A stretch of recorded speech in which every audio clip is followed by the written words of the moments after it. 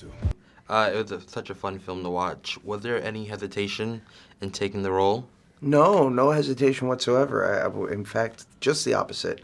I couldn't wait to jump at it. I thought it was an incredible story, an unknown story about two real life superheroes, and I wanted to jump at the opportunity because I thought it was a story that had to be told.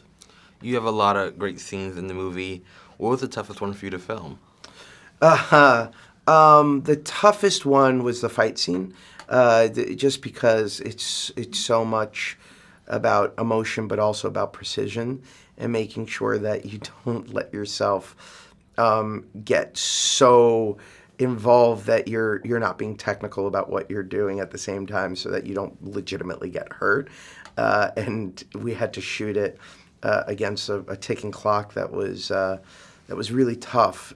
So that was probably the hardest scene. It's an historic film. Do you guys ever go off book when you do these type of films? Like with I guess it's because it's a historic background. Do you go based off the feeling sometimes? Yeah, for sure. The movie was sort of a miracle because we shot this film in 30 days, and it's a 140-page script, which is sort of unheard of.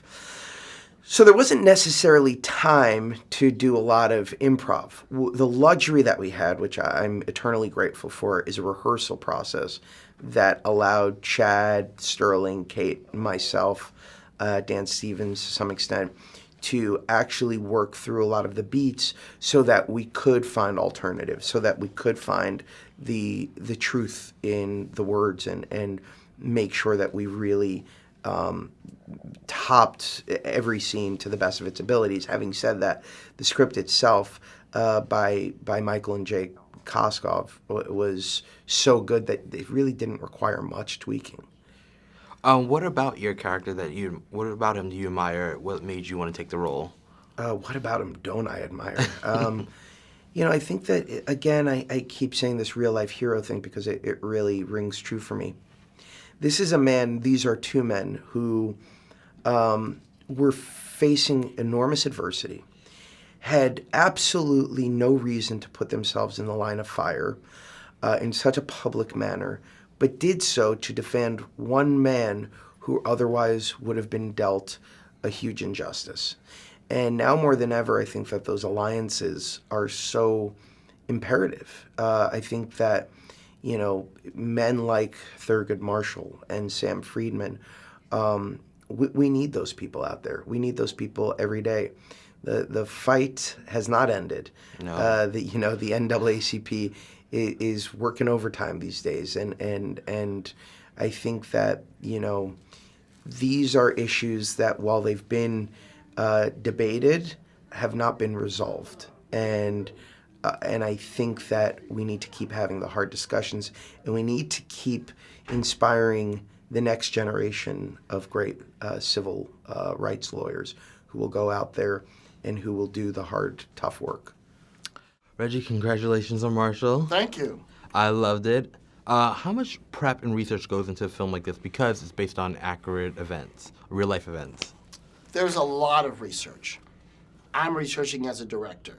The actors are researching their individual characters and the time. Then the crew, the costume department's pulling stuff from no, that's 1950. No. The musicians, are listening to jazz from the 1940s. They're immersing themselves in Duke Ellington. So everyone's sinking into the era, which is one of the greatest periods in American history. What do you love most about this era? Is it between the music or the clothes? That's a That's tough hard, choice. yeah. That's tough. That is tough. Because those suits are dope.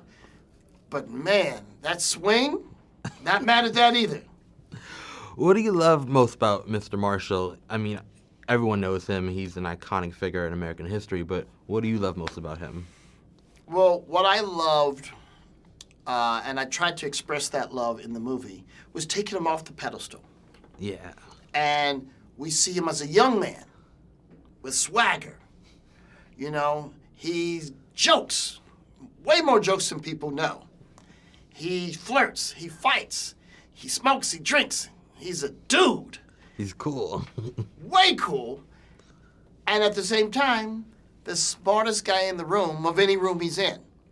He's kind of got it all. I mean, he's a real-life superhero.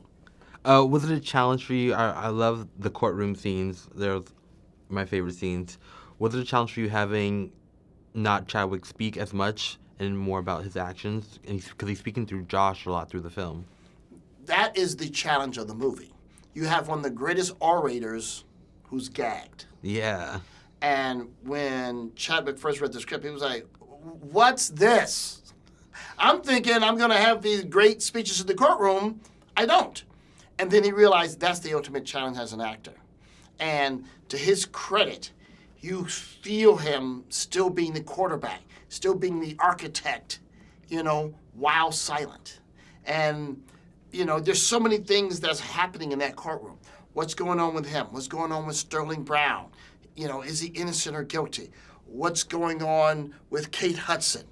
She sits there with her husband, and, here's Josh, who's never tried a criminal case. So all these pieces are swirling around at every time. That's a lot of suspense. There's a lot going on. A lot going on. Dan Stevens. Who we love. We love. Playing the worst guy. Because of what's going on in the world today, did that reflect your reasoning behind doing Marshall? Freedom isn't free. And I believe that every generation is going to have to fight these battles over and over again. You can say that's not fair, but it is what it is. Yeah. And it's time for our generation to go, you know what? Thurgood Marshall took the promise of American democracy, of all men are created equal, and made it a reality. Because it wasn't before him. No. He made it so. And you know what? That has to be renewed, like a driver's license. So it's time for us to step up. The only way to get through a bigot's door was to break it down.